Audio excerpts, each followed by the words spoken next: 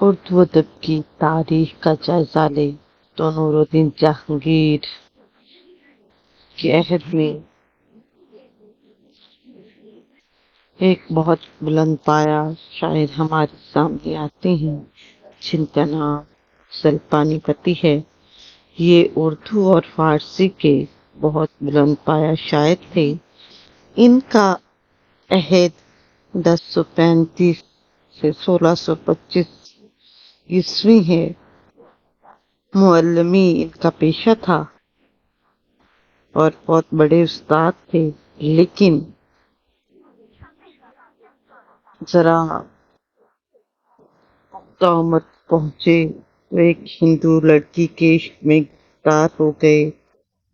عشق نے جنون کی حالت اختیار کی۔ لڑکی کی خاطر زہد و تقویٰ چھوڑ کر گھر بار کو خیر بات کہا اور دیوانہ وار کرنے لگے۔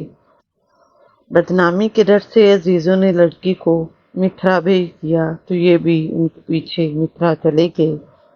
ایک دن وہ انہیں راستے میں نظر آئی اور یہ بے چین ہو گئے۔ اسے روک کر بات کرنا چاہی تو اس نے کہا کہ سفید داڑھی کے ساتھ تجھے شرم نہیں آتی؟ افضل نے داڑھی منڈوا لی، زنار پہنا، گوپال نام رکھا اور ایک مندر کے پجاری بن کر دن رات پوجا پاٹ میں مصروف ہو گئے۔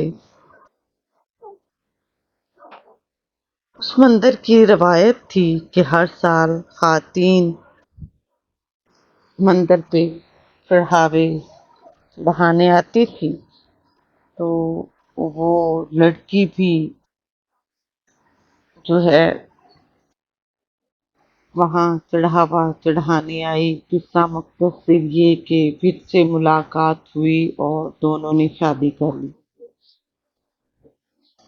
کیفیت کے دوران افضل نے ایک نظم کہی، اس کا نام انہوں نے وقت کہانی رکھا۔ بکٹ، مشکل، کھٹن، صبر آزما۔ یہ کہانی بارہ ماسہ کی روایت میں لکھی گئی۔ بارہ ماسہ خالص ہندوی چیز ہے۔ سنسکرت میں اس کی کوئی روایت نہیں ملتی۔ بارہ ماسہ ایک قدیم طرز سخن ہے جس میں ہجر و فراق کے 12 مہینوں کا ذکر ہوتا ہے، جس کا آغاز ساون سے شروع ہوتا ہے اور اختتام اساڑھ کے مہینے میں یا پنجابی میں ہاڑ کے مہینے میں ختم ہو جاتا ہے۔ اس میں